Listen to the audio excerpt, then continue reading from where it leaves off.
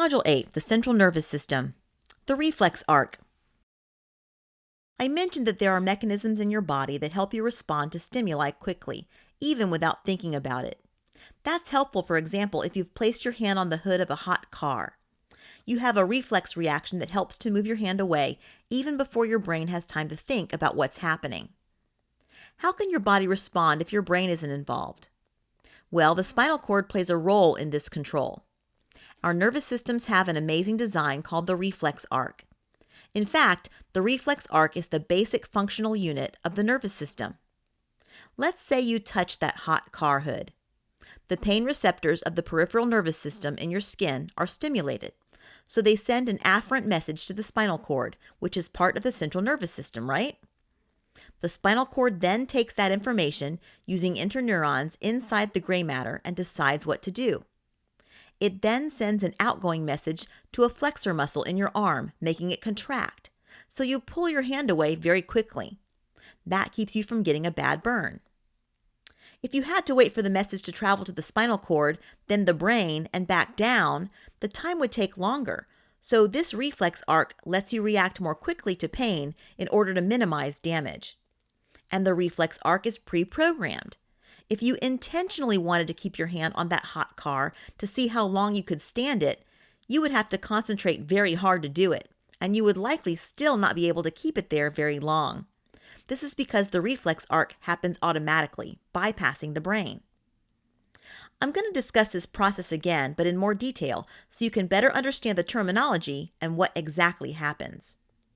The afferent nerve is a unipolar nerve, and its cell body is here in the dorsal root ganglion. It has a synapse with an association neuron in the dorsal horn, and that neuron synapses with the motor neuron. The cell body of the motor neuron is in the ventral horn. When your hand lands on that hot hood, a pain receptor in your skin sends sensory information along that afferent nerve of the peripheral nervous system to the spinal cord. The message comes to the spinal cord and is then sent to an association neuron, which sends the message to an efferent neuron. The efferent neuron sends the message to an effector, in this case a muscle, so that a response can happen. In this case, the response is flexing the muscle so your hand can move. But there's more that happens here. If the reflex arc was all that happened, you would not remember that car hoods sitting in the sun can be very hot. So somehow a signal needs to be sent to your brain so you remember just what happened. Additionally, this movement cannot be exclusively a reflex movement. We do have to be able to control our skeletal muscles when we want to. So we need afferent nerves that can send signals to the brain, and our brains have to be able to send signals to the effectors too. So here's a better representation of what goes on in your spinal cord. Remember that neurons are arranged in circuits.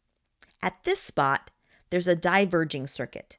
The afferent message comes into the spinal cord, and the axon divides, the message creating a synapse with more than one neuron. One of those neurons is the association neuron that stimulated the reflex arc I just talked about. Another neuron is one that sends a message to the brain. This circuit then lets the afferent signal travel to the brain as well as cause the reflex. So not only can you pull your hand away quickly, your brain will be able to take that information and use it too. At this point, there's a converging circuit. Here, there are two neurons that synapse with the same effector neuron. One neuron is the association neuron in the reflex arc. The other neuron comes from the brain. This way, the effector can be controlled by both the reflex arc and the brain. That way, if you want to consciously flex your arm, say to eat a bite of pizza, you can. The elegant design of the reflex arc, combined with diverging and converging circuits so that the brain has control as well, helps to keep us safer and yet still control our bodies. And what you've just learned is a simplified version of what actually occurs. Truly, our bodies are wonderfully made.